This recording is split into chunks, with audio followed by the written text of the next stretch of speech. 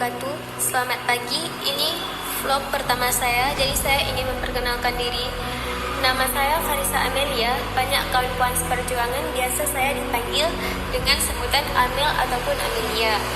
Jadi saya kuliah di Universitas Institut Agama Islam Negeri Lok Semawe, Fakultas Syariah, Unit 1 semester 3. Dengan rahmat Allah, kita di pagi hari ini diberikan kesempatan untuk bisa berjumpa lagi. Tujuan saya di sini ini sedikit menyampaikan materi jarimah zina yang selama ini kita pelajari dari dosen pembimbing kita, Bapak Andi Mardika. Terima kasih kita ucapkan kepada beliau yang telah memberikan ilmu yang sangat bermanfaat dengan kondisi keadaan dunia sekarang yang banyak godaan dari negara luar, sehingga kita bisa mengambil manfaat dari materi yang Bapak Andi Mardika berikan selama semester ini. Baik, langsung saja saya mengambil materi jarimah zina. Langsung saja kita menjalankan materi tentang jarimah zina. Dari segi besar, jarimah zina yaitu dalam pandangan Islam, zina merupakan perbuatan kriminal. Bagaimana yang dimaksud dengan kriminal di sini? Bahwasanya yang dikategorikan hukuman hudud yang mempunyai hukuman hududnya, yakni sebuah jenis hukuman atas perbuatan maksiat yang menjadi hak Allah SWT, sehingga tidak ada seseorang pun yang berhak memanfaatkan kemaksiatan tersebut. Jadi yang dimaksud dengan tidak berhak memanfaatkan kemaksiatan tersebut seperti ini. Misalnya ada seorang peninggi derajat di sini bekerja di kantor-kantor yang paling tertinggi. Bapak ataupun mereka tidak bisa membuat maksiat yang semena-mena, sehingga Allah tidak mengutuk mereka ataupun mempunyai dosa. Akan tetapi melainkan orang tersebut itu mempunyai dosa yang sangat besar, sehingga mereka bisa berbuat dengan perbuatan yang berzina tersebut itu. Jadi Allah mengutuk orang-orang yang berbuat yang kesalahan seperti zina tersebut, sehingga tidak ada seorang pun yang berhak memanfaatkan maksiatan ini. Dengan zina ialah melakukan hubungan layaknya dengan suami istri yang belum ada ikatan pernikahan yang sah. Menurut syariat Islam, zina bagi menjadi seorang yang pertama, zina muhsan, yaitu pezina sudah balik ataupun berakal.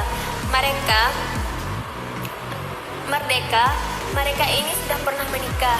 Yang kedua, zina khair.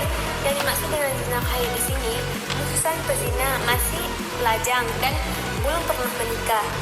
Dengan dimaksud di sini, misalnya ada seseorang yang berzina masih remaja, di sini bisa disebut.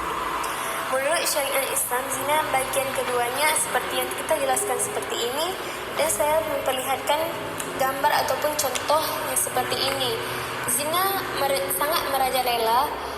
Di sini siapa yang berdosa? Dengan mempertanyakan seperti ini, siapa yang berdosa, maka kedua-duanya akan menanggung dosa yang telah diperbuatkannya, yaitu berzina.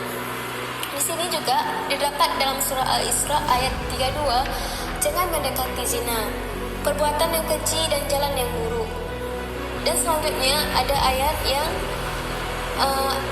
yaitu surat An-Nur 24, surah An-Nur 24 ayat 2, dera 100 kali, zina khair muhsan, rajam zina muhsan, sambil menunjukkan gambarnya yang seperti saya berikan contoh seperti ini. Jadi zina secara harfiah berarti perbuatan keji. Zina dari segi istilah diartikan sebagai hubungan kelamin antara seorang lelaki dengan seorang perempuan yang satu sama lain tidak terikat hubungan yang sah dalam perkawinannya. Adanya persetubuhan yang haram, yang diharamkan, adanya melawan hukum dianggap delik zinanya. Dan selanjutnya, hal didasarkan adanya hukum nikah hamil yang ada legalitasnya dalam Islam. Di sini pengaduan dapat tertarik kembali selama pemeriksaan di sidang pengadilan belum dimulai. Di sini hukuman dalam konsep KUHP tentang delik perzinaan didominasi oleh hukuman penjara. Di sini mestinya kalau disepakati bersama, hukuman cambuk lebih efektif dan efisien di samping aplikasi dari pidana badan ataupun fisiknya sesuai dengan ketentuan hukum pidana Islam juga lebih efisien dikarenakan dengan hal yang lebih mudah penerapannya. Dalam jarimah zina di sini juga dalam hukum Islam perzinaan diterapkan sebagai suatu perbuatan yang sangat terkutuk dan sebagai jarimahnya. Pendapatan ini disepakati ulama kecuali perbedaan hukumannya. Menurut sebagian ulama, tanpa memandang pelakunya, baik dilakukan oleh orang yang belum menikah atau orang yang sudah menikah, selama persetubuhan tersebut berada di luar ikatan pernikahan, seperti yang kita jelaskan di atas, maka yang dinamakan zina ini sangat terkutuk. Allah sangat membenci orang yang membuat zina. Walaupun hal itu dilakukan secara sukarela ataupun suka sama suka, ini sangat tidak disukai oleh Allah SWT dan sangat dilarangnya. Jadi selanjutnya pelaksanaan hukuman had zina. Islam memerintahkan agar menyucikan kehidupan seks baik kaum laki-laki maupun perempuan sepanjang hidup mereka. Oleh karena itu, maka hukuman atas perbuatan zina ini dilakukan secara terbuka sehingga ia mungkin mengerjakan orang-orang di masyarakat. Telah sepakat bahawa pelaksanaan hukuman had harus dilakukan oleh imam ataupun wakilnya. Penjabat yang ditunjukkan ini sebabkan hukuman had merupakan hak Allah ataupun masyarakat. Di sini juga tujuan pengenaan hukuman yang tampaknya lebih sangat kejam ini adalah bahwa ia berfungsi sebagai suatu alat menjerakan bagi masyarakat, sehingga orang tersebut merupakan tanggung jawab yang sangat besar berpikul di pundak hakim sebelum ia memutuskan hukuman rajam sampai mati bagi orang yang berdosa tersebut.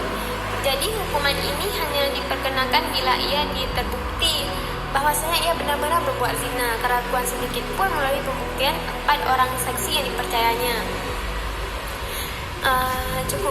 Saya rasa cukup sekian materi yang bisa saya jelaskan. Semoga bermanfaat untuk kita semua. Amin, amin, Allahumma amin. Assalamualaikum warahmatullahi wabarakatuh. Terima kasih.